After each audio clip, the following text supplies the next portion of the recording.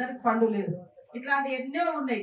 కాబట్టి మీరందరూ కూడా దయచేసి ఈరోజు మరి కాంగ్రెస్ మీద కుట్రవన్నీ ఇటు బీజేపీ బీఆర్ఎస్ రకరకాల మాయ మాటలు రకరకాల బెదిరింపు మాటలు మాట్లాడుతున్నా 10 సంవత్సరాల నుంచి మీరందరూ కూడా కష్టకాలంలో కాంగ్రెస్ పార్టీలో ఉన్నారు.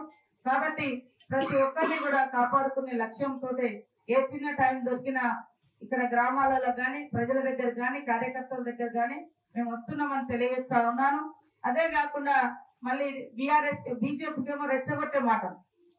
మరి ఇవాళ బండి సంజయ్ గారు సంకల్ప యాత్ర పేరు పెట్టి మన ఒక బీసీ నాయకుడు అట్టడు వర్గాల నుంచి వచ్చినటువంటి నాయకుడిని పొన్నం ప్రభాకర్ గౌడ్ గారి యొక్క తల్లి, ఆమె ప్రాణంతో ఉన్నా కూడా ఆత్మకు శాంతి అని అంటాడు.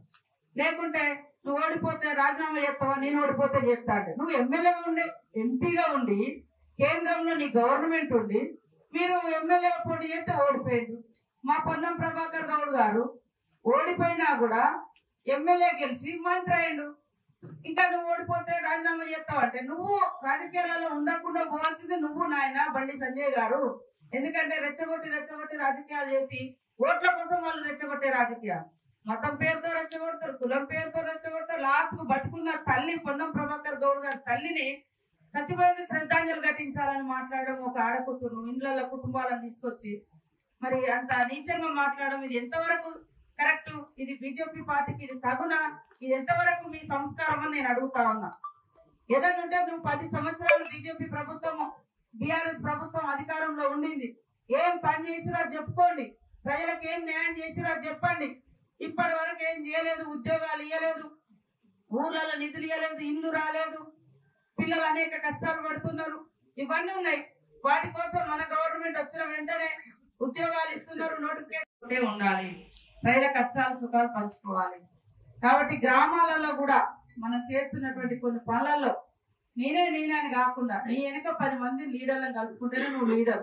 నువ్వు వెనక ఎవరు లేకుండా నిన్నెందుకు నేను గౌరవిస్తాను, నా వెనక మీరు లేకుండా నన్ను ఎవరు గౌరవిస్తారు? కాబట్టి అది గుర్తుపెట్టుకోవాలి దయచేసి. మనం ఒక్కరమే అంటే ఒక్కరితోటే ఊరు నడవదు, ఒక్కరితోటే మండలం నడవదు, ఒక్కరితోటే జిల్లా నడవదు. అందరు ఎవరి స్థాయిలో వాళ్ళు కష్టపడాలి, కష్టపడుకుంటూ పని చేయాలి. తప్పకుండా అభివృద్ధి అంటే అధికారంలోకి రావడానికి ఒక రకమైనటువంటి పని, అధికారంలోకి వచ్చినాక అభివృద్ధి లక్ష్యంగా పనిచేయాలి.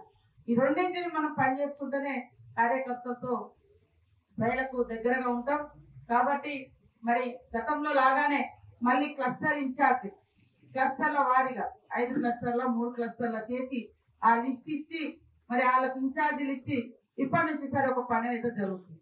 ఆ పని కూడా ఏం జరుగుతుంది, ఎవరు చేస్తున్నారు, ఏంటి చేసిన వాళ్ళే కాకుండా ఇంకో నలుగురు కలుపుకొని ఆ గ్రామాలలో ఎలాంటివి ఉన్నాయి, ఏమి ఇబ్బందులు ఉన్నాయి, ఆ క్లస్టర్ ఇన్ఛార్జ్ ఆ 4 గ్రామాల నలుగురు కలిసి కూర్చొని మాట్లాడుకొని డెవలప్మెంట్ పని ఇది ఉంది అని ఎప్పటికప్పుడు పని చేసుకునే విధంగా కూడా ఉండాలి. వాస్తవంగా జాతర అంటే జాతరే అవుతుంది మన దగ్గర. ఎందుకంటే కార్యకర్తలు వస్తున్నారు, 100 రోజులు కూడా కాదు 10 ఏళ్ళు అయింది బీఆర్ఎస్ బీజేపీ అధికారంలో ఉండి. ప్రజల్ని ఎంతసేపు దోసుకోవడమే చేసిరు, రేట్లు పెంచడమే చేసిరు, కానీ రేట్లు తగ్గించలేదు, ఉచితంగా ఏమి ఇచ్చినటువంటి దాఖలాలు లేవు. కాబట్టి కాంగ్రెస్ చేస్తున్నటువంటి పనిని ఓర్వలేక ఈ రోజు బీజేపీ నాయకులు బీఆర్ఎస్ నాయకులు కూడా బలుకొని కాంగ్రెస్ ను ఇబ్బంది పెట్టాలనే లక్ష్యంతో ఇవాళ పొన్నం ప్రభాకర్ గౌడ్ గారి గురించి, అదే విధంగా మన సీఎం రేవంత్ రెడ్డి గారి గురించి కూడా మరి అత్యంత దారుణంగా మాట్లాడుతున్నారు. ఈ మాటలు కనుక మరి మానుకోకుంటే ఖచ్చితంగా ప్రజలు బుద్ధి చెప్తారని కూడా ఈ సందర్భంగా తెలియజేస్తా ఉన్నాను. మీరందరూ కూడా దయచేసి మరొక పెద్ద మీటింగ్ అనుకున్నాం, వాస్తవం ఫంక్షన్ హాల్ అనుకున్నాం,